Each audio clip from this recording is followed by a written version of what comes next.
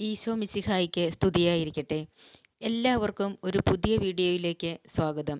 ഈ വീഡിയോയിൽ നമ്മൾ കാണാൻ പോകുന്നത് സാമുവേൽ 3-ാം അധ്യായത്തിലെ മുഴുവൻ ചോദ്യങ്ങളും ഉത്തരങ്ങളുമാണ്. നമുക്ക് വീഡിയോയിലേക്ക് കടക്കാം. ഒന്നാമത്തെ ചോദ്യം: ആരുടെ സാന്നിധ്യത്തിലാണ് ബാലനായ സാമുവേൽ കർത്താവിന് ശുശ്രൂഷ ചെയ്തു പോന്നത്? ഉത്തരം: ഏലിയുടെ. 2. സാമുവേൽ ദേവാലയത്തിൽ എവിടെയാണ് കിടന്നിരുന്നത്? ഉത്തരം: ദൈവത്തിൻ്റെ പേടകം സ്ഥിതി ചെയ്യുന്നതിനരികെ. 3. കർത്താവ് സാമുവേലിനെ ആദ്യം എത്ര പ്രാവശ്യം വിളിച്ചു? ഉത്തരം: 2. 3. കർത്താവ് സാമുവേലിനെ 2-ാം പ്രാവശ്യം എത്ര തവണ വിളിച്ചു? ഉത്തരം: 1 തവണ. 4. കർത്താവാണ് വിളിച്ചതെന്ന് സാമുവേലിന് മനസ്സിലാകാതിരുന്നത് എന്തുകൊണ്ട്? ഉത്തരം: അതുവരെ കർത്താവിൻ്റെ ശബ്ദം അവന് വെളിവാക്കപ്പെട്ടിരുന്നില്ല. അടുത്തത്: സാമുവേലിനെ 3-ാമത് വിളിച്ചപ്പോൾ അത് കർത്താവാണെന്ന് ആർക്കാണ് മനസ്സിലായത്? ഉത്തരം: ഏലിക്ക്.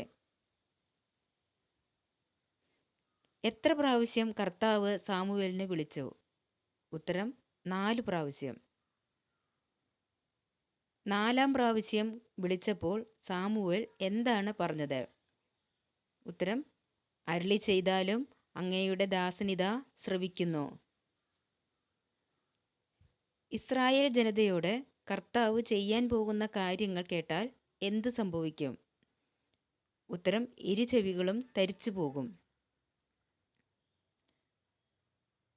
മക്കൾ ഡാഷ് പറയുന്ന കാര്യം അറിഞ്ഞിട്ടും അവരെ തടയാതെ ഏലിയുടെ കുടുംബത്തിൻ്റെ മേൽ ശിക്ഷാവിധി നടത്തും. എന്ത്? ഉത്തരം: ദൈവദൂഷണം.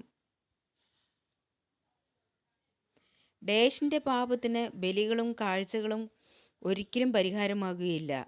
ആരുടെ? ഏലി കുടുംബത്തിൻ്റെ. അവൻ്റെ വാക്കുകളിലൊന്നും വ്യർത്ഥമാകാൻ അവിടുന്ന് ഇടവരുത്തിയില്ല. ആരുടെ?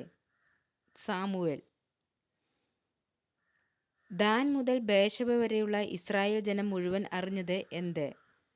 ഉത്തരം: സാമുവേൽ കർത്താവിൻ്റെ പ്രവാചകനായി തീർന്നിരിക്കുന്നു. കർത്താവ് സാമുവേലിന് ദർശനം നൽകിയത് എവിടെ?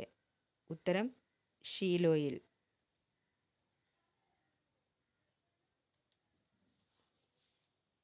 ഈ വീഡിയോ നിങ്ങൾക്ക് ഉപകാരപ്രദമായി എന്ന് വിചാരിക്കുന്നു.